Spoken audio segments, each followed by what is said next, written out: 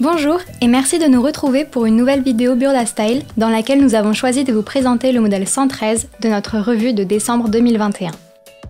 Il s'agit d'une très belle robe qui, toujours dans un souci de féminité et d'élégance, dispose d'un décolleté en V qu'un pli vient sublimer et d'un empiècement plissé qui met en valeur la taille à l'avant comme à l'arrière. Le dos s'affiche en toute discrétion et les manches ajustées sont longues. Notre choix pour les étoffes s'est porté sur des popelines d'excellente qualité, dont les tons gris bleu foncé pour le tissu extérieur et gris bleu clair pour la doublure, allient sobriété et raffinement. Ces tissus sont fournis par notre partenaire Cepaoli, spécialiste des tissus bio certifiés GOTS. Pour les coutures, j'utilise la machine à coudre Excellence 580+, de la marque Elna, et pour les bords surfilés, la surjeteuse Elna Extend 864R.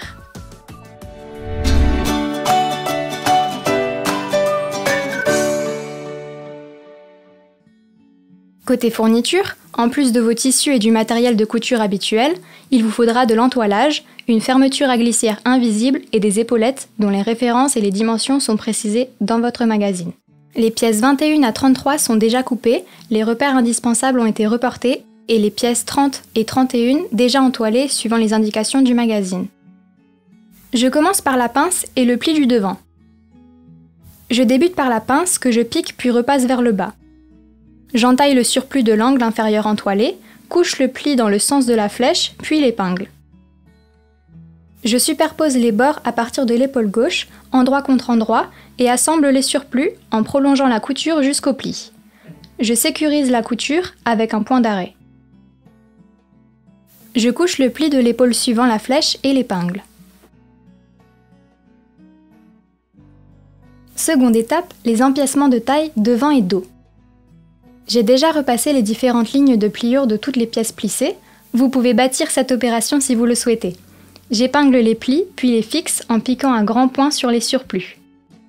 Je pose le côté envers de l'empiècement plissé du devant sur l'endroit de l'empiècement en doublure et épingle les bords inférieurs et supérieurs. J'assemble les bords en tendant légèrement les bords de l'empiècement plissé. J'épingle l'empiècement à la jupe puis au devant, endroit contre endroit. Je les assemble et repasse les surplus vers l'empiècement. Je fais correspondre les lignes de pliure avec les lignes de raccord indiquées sur le devant et sur la jupe, puis les épingle. Je procède de la même façon avec les empiècements du dos avant de les épingler sur la jupe et le dos. Je poursuis par les épaules et les côtés. J'assemble les épaules à partir du repère 6, sécurise la couture avec un point d'arrêt et ouvre les coutures au fer. J'assemble les coutures latérales en faisant correspondre les empiècements du côté droit, puis ouvre les coutures au fer. Étape suivante, le montage de la fermeture à glissière. J'ouvre la fermeture et la pose avec le côté endroit sur l'endroit du tissu. Je fixe le ruban sur la robe en piquant un grand point, ou vous pouvez le bâtir.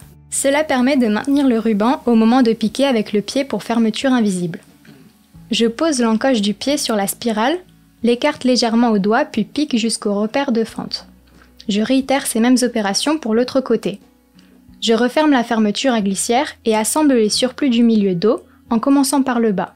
Je termine au plus près du dernier point de la couture de fermeture et veille à poser le bord inférieur de la fermeture vers les surplus pour ne pas le piquer. J'ouvre ensuite la couture au fer. On continue avec la doublure et les parmentures. Je pique les pinces de la doublure, repasse les pinces poitrine vers le bas et les pinces de taille vers le milieu. Je surjette les bords inférieurs des parmentures.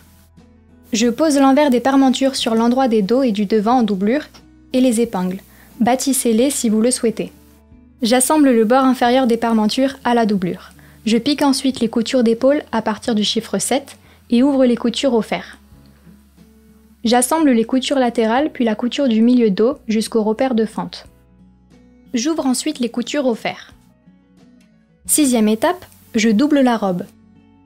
J'enfile la doublure avec la parmenture sur la robe, endroit contre endroit, et épingle les surplus de l'encolure en faisant correspondre les coutures d'épaule et en repliant le surplus de la parmenture au niveau de la fermeture à glissière de 0,5 cm vers l'envers.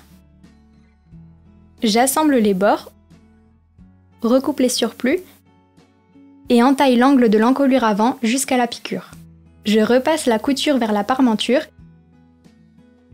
et la surpique à ras. Je retourne la doublure et la parmenture vers l'intérieur de la robe, replie le surplus du milieu dos de la doublure et de la parmenture, puis le coud à la main sur le ruban de la fermeture à glissière. J'épingle l'emmanchure de la doublure à celle de la robe et les fixe en piquant un grand point sur les surplus. Avant-dernière étape, les manches. Je pique la pince et la repasse vers le bas. Je repasse également le surplus du bord inférieur de manche vers l'envers. Je surjette les surplus de la couture de manche, puis assemble les manches. J'ouvre la couture au fer et épingle la manche à l'emmanchure en faisant correspondre le repère 10, la couture d'épaule avec le repère de la tête de manche et la couture latérale avec celle des manches.